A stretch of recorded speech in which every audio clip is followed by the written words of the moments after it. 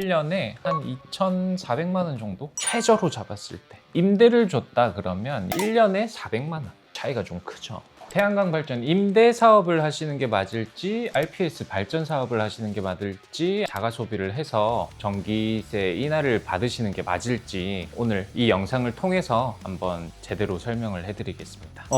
일단은 리스크적인 부분을 당연히 시공사나 하는 쪽에서는 리스크적인 부분은 설명은 잘 안 해주려고 해요. 당연히. 근데 리스크에 대해서 조금 다뤄볼게요. 일단은 이 사업들에 대해서 설명을 잠깐 하자면 임대는 말 그대로 그냥 빌려주는 거죠. 발전소를 내가 직접 하진 않고 내가 가지고 있는 유휴부지를 너한테 빌려주겠다. 그래서 그거에 대한 임대료를 줘. 토지도 임대를 많이 하시지만 제일 많이 하는 건 이제 공장주분들, 내 지붕에 아무것도 없으니 지붕을 빌려주는 거죠. 그거를 20년 동안 이제 계약을 하시는데, 임대를 하시는 분들은 가장 많은 특징은 일단 귀찮아하세요. 이미 내가 하고 있는 사업을 하기도 바쁜데 지붕 놀고 있는 거 빌려주고 다만 조금의 수익이라도 난 벌어 가겠다 하시는 분들이 임대를 가장 많이 하죠. 그 다음에 이제 RPS라는 거는 일단은 발전 제도인데, 이게 뭔지는 대충 아셔야 돼요. 이게 리뉴어블 포트폴리오 스탠다드라 그래서 발전사를 운영을 하는 곳들이 많이 있겠죠. 그 기관들이 한전 자회사 뭐 한 6개, 공공기관 한 2개 정도, 그 다음에 일반 기업들 이제 19개 정도 해서 500메가 이상 발전사를 운용하는 운용사들은 나라에서 이 500메가 중에 어느 정도 일정량은 친환경 재생에너지로 감당을 해라 라고 하는 제도예요. 그래서 여기서 이제 발전사들이 친환경 에너지를 사거나 직접 그 일정량을 맞춰야 되기 때문에 이제 REC라는 거를 사거나 아니면 친환경 에너지를 사게 되는 거죠. 이 발전 사업을 하시는 분들은 이게 수익이 가장 큽니다. 당연히 발전소를 내가 직접 지어서 전기를 판매를 하는 거기 때문에 수익이 높아요. 현금 유동이 좀 가능하신 분들은 당연히 본인 현금 투자하는 게 가장 수익이 높죠. 예전에는 임대가 엄청 많았어요. 근데 요즘에는 어느 정도 이제 태양광 사업을 다들 알아가시고 수익성이 좋다는 얘기를 많이 들으셔서 요즘은 요게 더 RPS가. 그 다음에 이제 자가 소비. 공장을 돌려야 되면 전기를 계속 쓰고 있을 건데 그럼 전기세가 엄청 많이 나오겠죠. 태양광 발전을 하면 태양이 떠 있을 때 이제 전기 생산을 하잖아요. 그 피크 시간대에 한전에서 전기를 끌어다 쓰는 게 아니라 내가 직접 전기를 해서 쓰기 때문에 그만큼 한전에 내는 비용이 줄어들겠죠. 전기세를 조금 줄여보려고 하시려는 분들이 자가 소비로 많이들 하시죠. 전력 구매 계약이 PPA라고 하는데 자가 소비를 하고 남는 전기는 또 판매를 하는 방식도 있고요. 남는 전기는 한전으로 보내서 그거는 이월시켜서 다음 달 전기요금에서 인하받는 그런 것도 있고, 뭐 사고 들면 엄청 많은 발전 유형들이 좀 있죠. 그래서 꼭 컨설팅을 받아서 진행을 하시는 게 좋습니다. 일단은 리스크적인 부분을 당연히 시공사나 하는 쪽에서는 리스크적인 부분은 설명은 잘 안 해주려고 해요. 당연히 사업을 영위를 해야 되기 때문에. 근데 리스크에 대해서 조금 다뤄볼게요. 임대 사업은 사실 리스크가 그렇게 많지가 않아요. 공장주 입장에서 임대를 빌려줬어요. 20년 동안 계약을 해서 거기서 발생할 수 있는 리스크는 이 발전소가 제대로 운영이 안 돼서 임대료가 안 나오는 정도의 리스크밖에 없죠. RPS 사업의 리스크, 예상 수익이 20년 동안 지속된다는 보장이 없는 거죠. 이게 수익이 더 높아질 수도 있는 거고 낮아질 수도 있는 거고, 어쨌든 20년이라는 오랜 시간 동안 이 전기를 판매를 해야 되는 거기 때문에 그런 리스크적인 부분. 자가 소비는 큰 리스크는 없어요.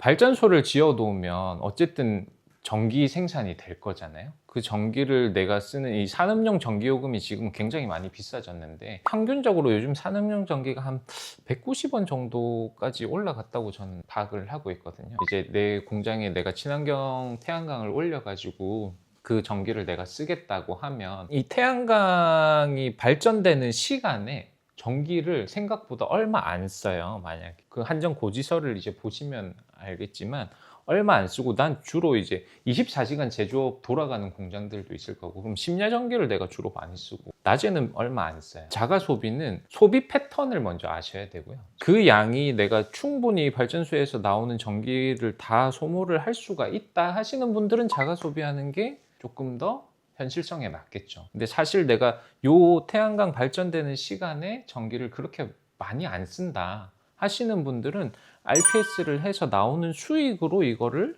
내는 게 훨씬 낫겠죠. 수익성으로 보면 RPS죠. 직접 발전 사업을 하시는 게 당연히 RPS가 가장 수익성이 높고, 그냥 100kW 설비 기준으로 다 설명을 드릴게요. 100kW 기준으로 RPS 사업을 한다 내 공장 위에, 그러면 1년에 한 2,400만 원 정도? 최저로 잡았을 때 한 요 정도 수익은 나와요.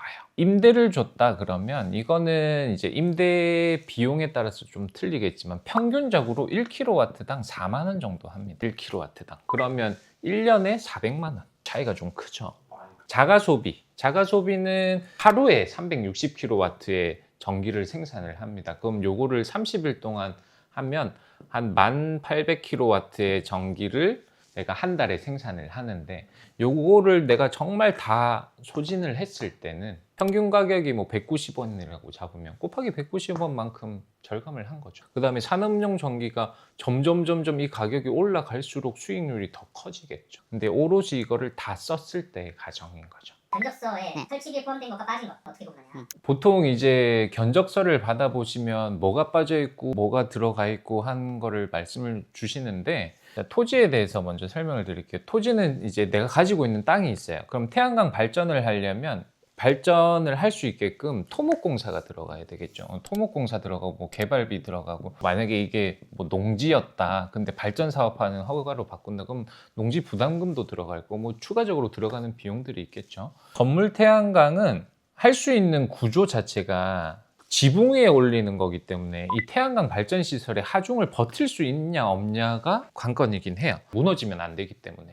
허가를 낼 때 그 구조 검토서가 꼭 필요로 해서, H빔 구조다 그러면 대부분 되는데, 만약에 경량철골 구조야 그러면 구조 보강이 들어가야겠죠. 기둥을 세운다거나 볼을 추가를 해가지고, 그런 보강 비용은 보통 견적서에 안 나와요. 제안서를 받는 부분에는 발전소 시공비만 거의 들어가 있어요. 인허가 비용 이런 건 이제 다 포함이 돼 있고, 여기에 이제 별도인 게 구조 보강하시는 거랑 뭐 한전 시설 부담금 요 정도가 이제 따로 논외로 들어가죠. 그 제안서에 시공비만 포함이 돼 있는지, 연계비도 포함이 돼 있는지, 보강비는 포함이 안 돼 있겠지만 보강비도 뭐 포함이 돼 있는지 체크를 해보시는 게 좋죠. 건물주가 변경되거나 하는 그런 이슈들이 갈 수도 있을 것 같은데. 이것도 이제 발전 사업주에 대한 리스크로 넘어가는 거죠. 20년 동안 공장 지붕을 빌렸는데 이 공장이 20년 동안 지속되리라는 보장은 없잖아요. 경매로 넘어간다거나 사업주가 사망을 했다거나 그럴 경우에 어떻게 하냐, 이런 질문들 엄청 많아요.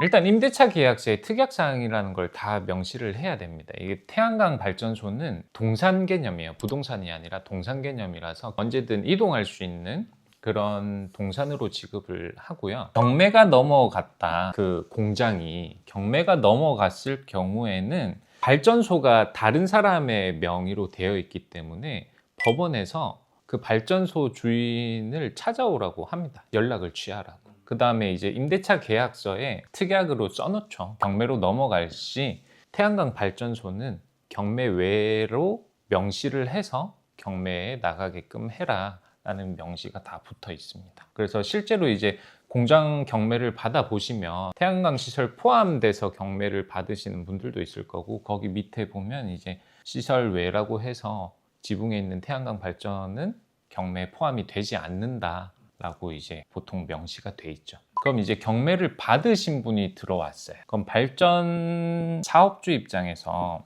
사업주가 임대하신 분이 바뀐 거잖아요. 그럼 다시 이제 임대차 계약서를 써야겠죠. 그 경매를 받아서 오신 분이랑 다시 한번 임대차 계약서를 작성을 하던, 아니면 경매 받으신 분들이 태양광 발전 사업에 관심이 있어서 뭐 감가상각비 제외하고 가져가시던, 발전 사업권을 그냥 양도양수를 해가시던, 이런 방법으로 이제 논의를 해서 풀어야 될 문제죠. 그래서 어느 정도 법적으로 보호를 받을 수 있는 장치를 이 임대차 계약서 쓰실 때 그 특약사항을 굉장히 잘 넣어야 돼요. 오늘은 이제 태양광 사업 발전이 어떤 종류가 있는지에 대해서 설명을 최대한 드렸는데, 이제 초보자의 입장에서 제가 최대한 순화를 해서 설명을 드렸어요. 근데 조금 더 자세하고 전문적인 컨설팅을 받고 싶다고 하시면 저희 고정 댓글에 있는 연락처로 연락을 주시거나 문의를 주시면 직접 찾아가서 상황에 맞는 컨설팅을 진행을 해드리도록 하겠습니다. 자, 오늘 영상이 도움이 되셨다면 구독과 좋아요